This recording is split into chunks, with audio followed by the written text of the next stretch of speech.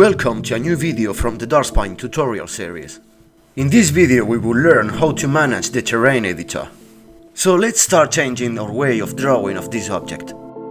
By touching the physics mode button, we access to the physics panel. By clicking on create vertex, we can start to create coordinates for our shape. There are three ways to create your shape. The first is the creation of freeform. The second is done by creating stretch lines keeping the Ctrl key.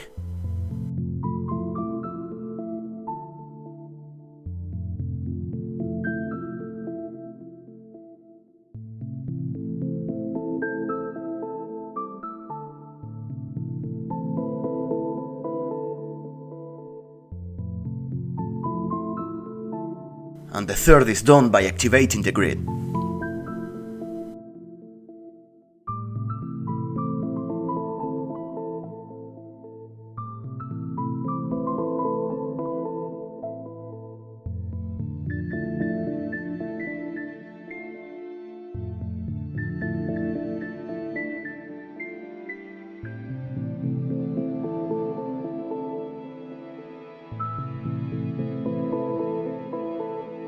If we click on the first added point, we will create a polygon marked as closed. If otherwise we touch the last created point, we will create a path. In a closed polygon we can add two textures. A texture for the fill and a texture for the edges. Two buttons have been created for it, fill texture and edge texture. In either case we will open the sprite menu to assign the texture we want to insert, being impossible to add a fill in a path.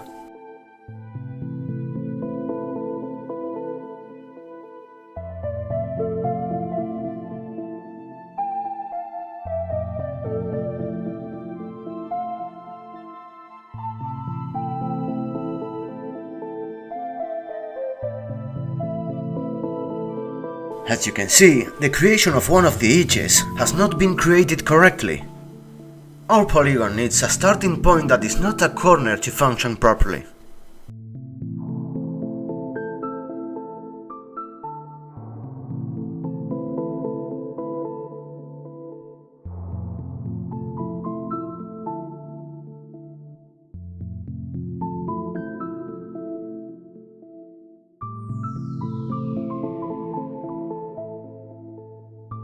By holding the Shift key, we can add points to our polygon.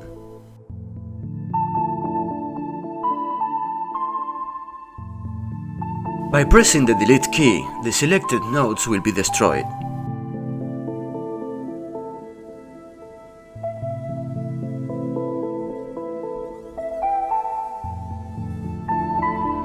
We also have the possibility of adding nodes by pressing the virtual keys Add Points and Delete Point.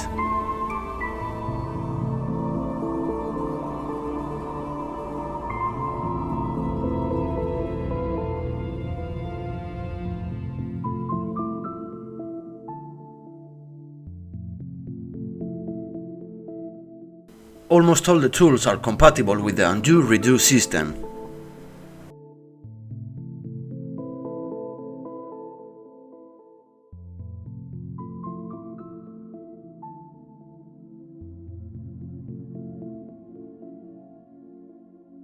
If you assign a terrain as smooth, pressing the Alt key will unlock two new nodes per point. By managing these nodes, we can manipulate our edges, providing them with organic forms and extending the capacities for creation.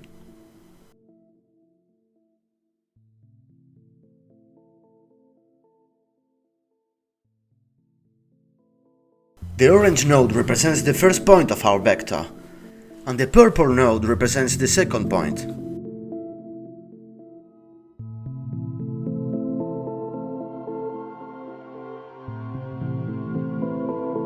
If we pay attention to the mesh, we can verify that if we activate one of these nodes, our vector will multiply the quantity of its triangles, but only for that vector.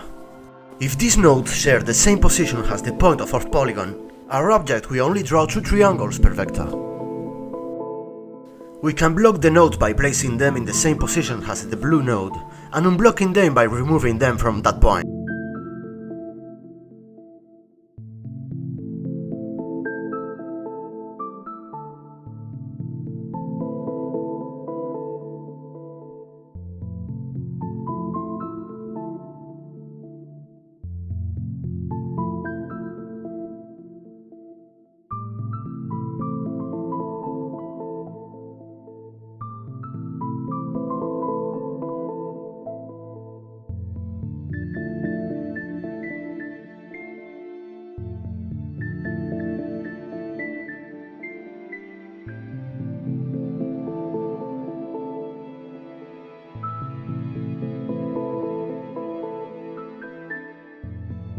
With a vertex shape, apart from being able to transform our object, we can also transform its vertices.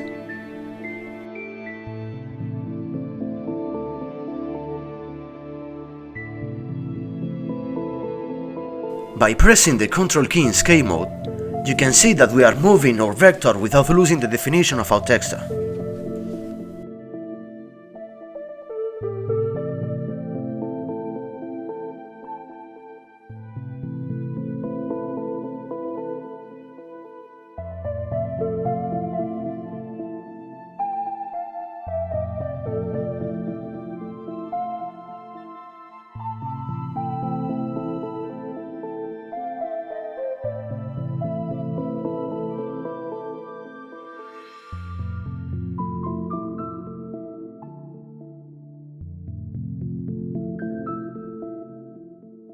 A model can be transformed in its 3 dimensions.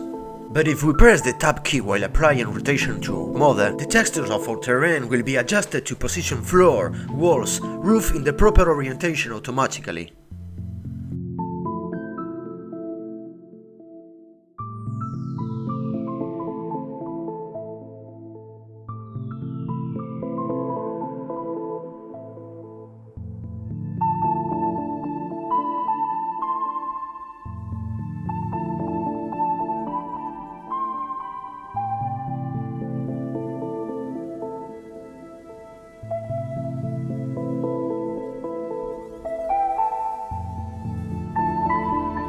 Now we show you a basic example of why this function can serve us.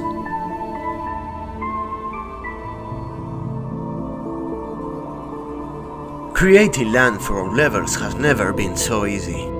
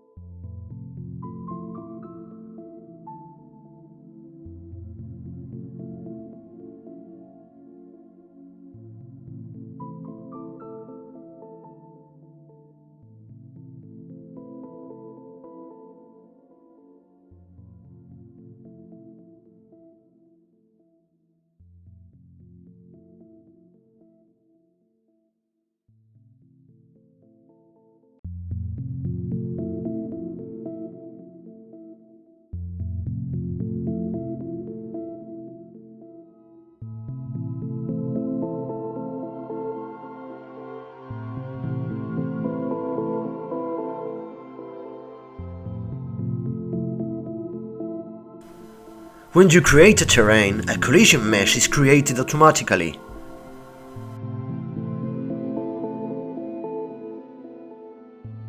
To activate the collision, we will have to give our object the physical attributes.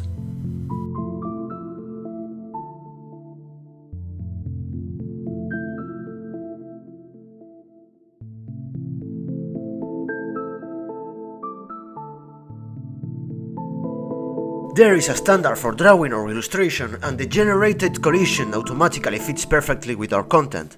But if we have made a mistake or simply want to create a quick configuration, we can modify the offset of a collision by pressing the Terrain Set button.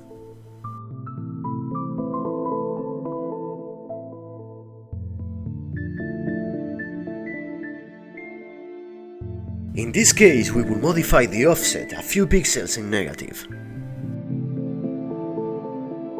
As you can see, the green lines that represent the collision fit perfectly with the ground.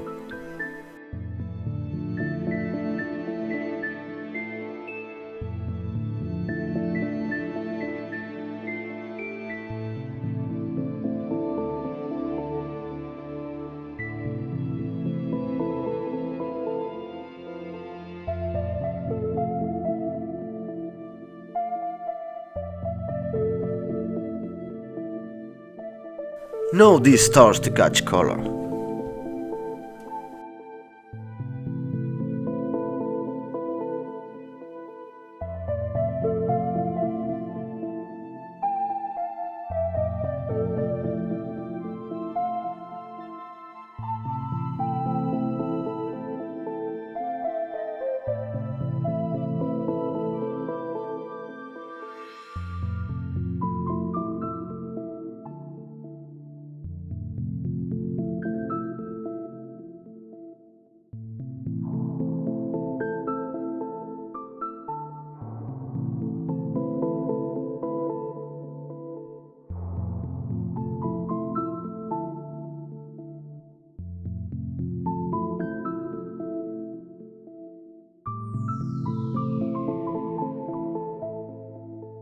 Now let's talk about the path. The paths are handled in the same way as the terrains. It is not a closed polygon, but also needs corners to not look to a tiled object.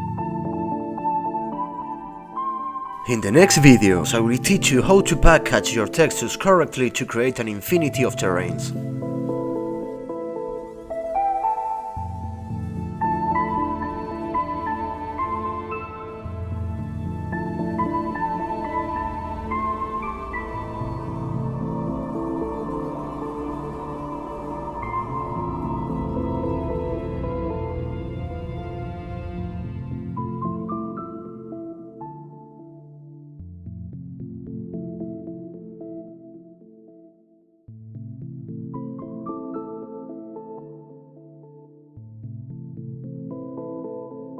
A terrain can be duplicated and modified, but we can also change its appearance with other textures.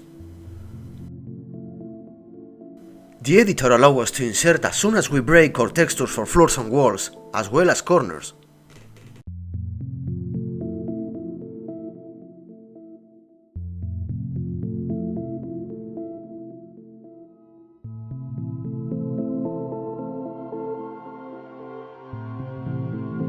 That's all for the moment. Thanks for watching and see you in the next video.